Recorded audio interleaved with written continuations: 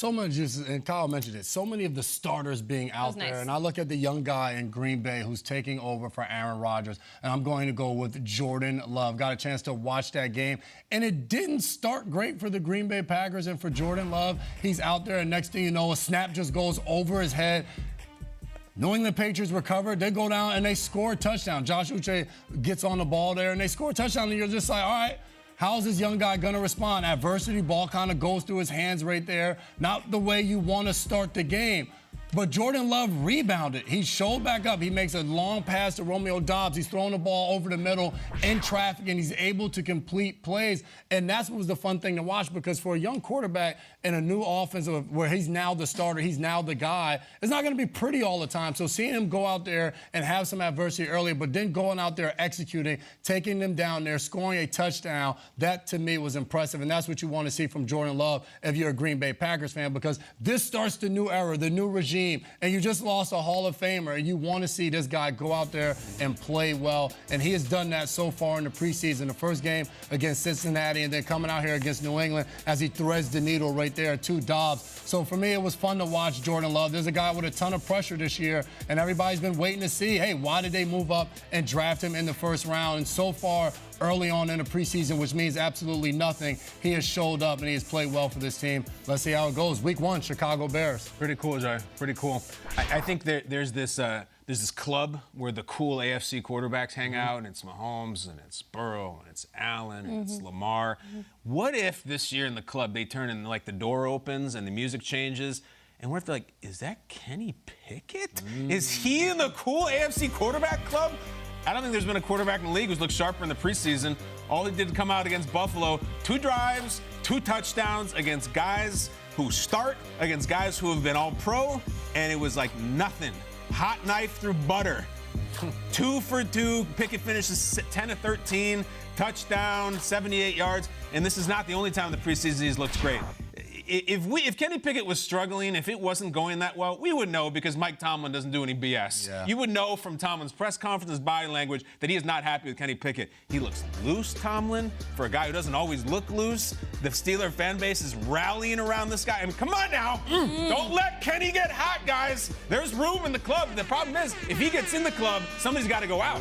It's a one-in, one-out situation right now. The fire marshal's been here. We don't want to have violating the fire codes. So someone's going to have to go out. Now, I don't know if it's maybe someone in his own division, but there has been no one cool. It's the preseason, but do not let Kenny Pickett into the club, because Steelers don't leave the club. When they get there, he's looked great. It's very exciting to have, oh my God, we might have another young AFC talent, Mike. Love it. Kenny Pickett. Remember we were talking about hand size? Not so much. Who cares? Anymore. I'm going to take the 49ers quarterback, because we hadn't seen him since that injury last year, and we needed to see that he was... no, wait a minute. No, I'm talking about the wrong one. I'm talking about the wrong injury. I'm talking about Trey Lance. We actually had seen him the previous week. He didn't perform so well. And in this game, there were a couple of hiccups. There was a pass that was tipped and intercepted. There were 2 other passes that could have and maybe should have been intercepted.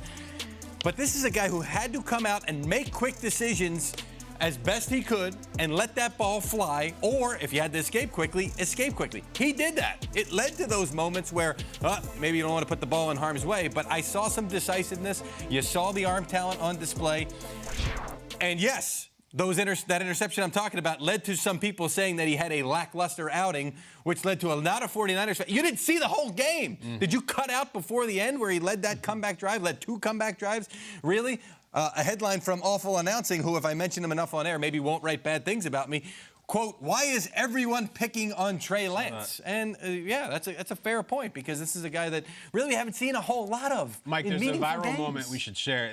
There's an anchor on ESPN who I respect, was wrapping up the highlight and said something about a dismal performance by Trey Lance.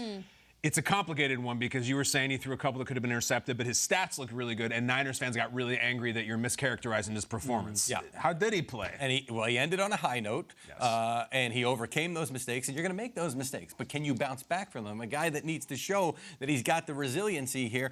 And look, he's the 3rd-string quarterback right now when he was the 3rd overall pick, and people are going to say, well, that's just not good enough.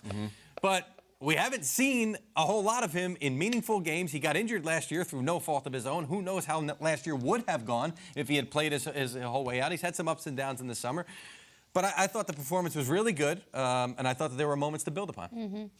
Garoppolo comes in for Trey Lance last season after he gets hurt at the start of that Week 2 game. Garoppolo now with the Las Vegas Raiders, and that's where I go. What is going on in the quarterback room with the Las Vegas Raiders? Jimmy Garoppolo, he looked great, 4 for 4, 40 yards on a single drive that he started. Cool. I'm glad. Stay healthy. Make Josh McDaniels' life better.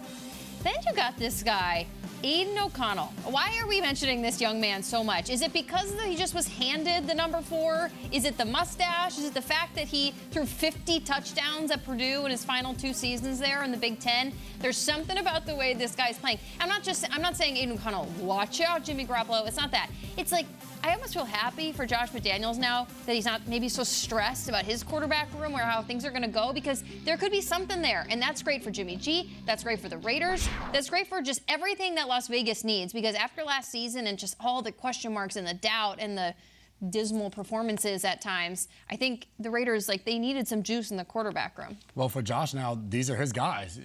He brought Jimmy G there. He drafted Aiden O'Connell, Brian Hoyer. These are the guys that he brought in to be in his quarterback room. So he needs these 2 guys to be successful. Obviously, last year not going the way he wanted. So it'll be fun to watch how it all We talk a unravels. lot. All conversations this time of year seem to funnel towards who do we think is going to make the playoffs. Yeah.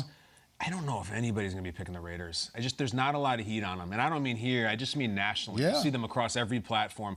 Who's coming out and saying, I like this team this year? And I think it's a lot of, there's a boredom with Jimmy Garoppolo. There's a stink on the Raiders. Josh Jacobs isn't there. There's the division. There's a lot of things. When you scan the roundups of who everyone picks, I don't know anyone who's going to pick the Raiders. It'd be really fun if they did it, because they will not be expected to make it. Well, hand up, last year I did it because I was in love with the fact that Josh McDaniels, fresh start, second time around as this a year? head coach. No, because I've been spoiled on that. But, I mean... Well, that's the fun thing in that division, because we have the Chiefs at the very top. And then it's beyond that, are you picking any of the other 3 teams? Because, yes, the Chargers made the playoffs last year. Or would you pick the Chiefs to be a wild card?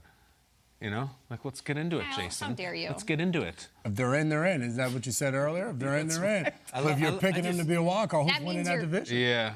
I just love Kyle workshopping his eventual predictions on the air All the time. live right now. Constantly. And if you really tracked it and held it to what he had to say, he's got every team making it.